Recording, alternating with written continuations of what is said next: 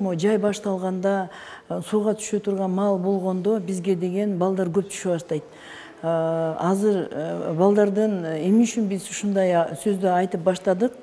Анткени кандайдыр бир жерлерден бир ушул негизи бир жерден туура эмес болуп атабы? Мен эмне үчүн ушул эмени маселени көтөрүп атам? Анткени биринчиден ата-энелер сүйлөшсүн балдары менен биринчиден. Экинчиден ошо пансионатта иштеп аткан кишилер ответственный өзүнө жооптуу кишилер сүйлөшсүн.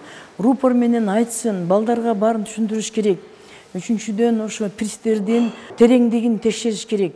Анткени балдар секиргенде моюндун омурткалары сынып кетип атат. Моюндун омурткалары сынып кеткенде омурткалардын ичинде жүлүн бар. Жүлүн үзүлүп кетпесе дагы доо кетип атат жүлүнгөчү. Бул жер жүзүндө жүлүнгө доо кеткенде эч ким эчтеке кыла албайт негизичи. Бардык мамлекеттерде ошондой. Анан биздин балдар мынакей азыр 17, 18, 23, 42 жаштагы кишилер түштү. Баары тең сууга секиришкен.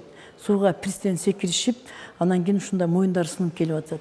Алар анан кийин Чолпон атадан бизге тез жардам менен алып келишет. Биз анан кийин аны жанталашып операцияга алабыз.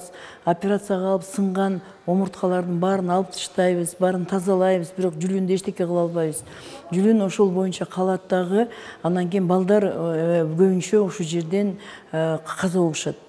Кээ бир эле балдар ушундай болуп үйүнө кетсе, бирок алардын өмүрү алардыкы дагы абдан кооптуу. Анткени үйлөрүнө баргандан кийин алар бир определенный бир убакытта алар деле каза болушат. Анткени жүлүн моюндан доо кеткенде ошондон ылдый колу, буту, өпкөсү, жүрөгү, ички карын, тиги кишечниктер бардыгы тең иштебей калат. Азыр мына жатышат, колдору иштешпейт, буттары иштебейт, эчтеке сезбейт. Только ошо моюндан өйдөгөздө башы эле сезет. Өздөрү сознанияда болот, баарын түшүнөт, билишет, бирок абдан кыйналышат. Азыр дем ала алышпайт. Анткени жүлүн ошо жерге өзүнүн канчага чейин жетсе ошого чейин баарына тең эме берет да, өзүнүн тамырларын таратат. Ошо тамырлар менен бардык өпкө иштейт, жүрөк иштейт, бут кыймылдайт, кол кыймылдайт, мочеполовой тракт иштейт. Азыр ушундай болгондо алардын эчтекеси иштебей калат, ошончо шал боюнча жатышат да. Анан биз ошо балдарды карайбыз, анан аягына чейин карап абдан кыйналабыз. Өткөн жылы дагы канча бир мен анда ушул сөздү дагы көтөргөм, бирок мынчалык көтөргөн эмес. Мына быйыл уже чыдаганга болбой калды. Анткени акыркы канчалык биз канча күн карайбыз, канча күн иштейбиз, ошонун результаты жок. Аягында энелер ыйлап турушат бул жердечи. Ошон үчүн мен айтарым, биринчиден ата-энелер иштесин, экинчиден ошо пристен хозяиндары иштешсин, балдарды мектептен окутуш керек, телевизордон, рекламалардан бериш керек. Бул көйгөйдү бардык жактан айтылыш керек деп мен азыр ушундай ойлоп калдым да.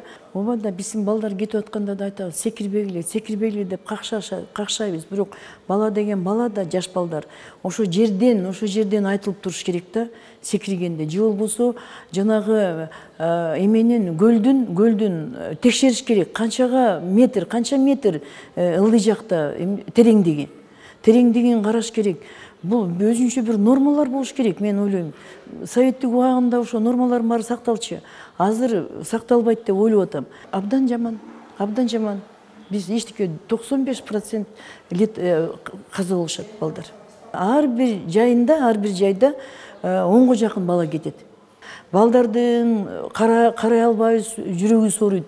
Ата-энесине жооп бере албайбыз, жүрөгү сооруйт. Ортодо биз ушундай жаман кыйналабыз. Мына мен старший медсестрам бар, улуу медсестрам. Ал келет, балдардын сылап сыйпайт, суусун берет, тигин тетине чыгып алып келет.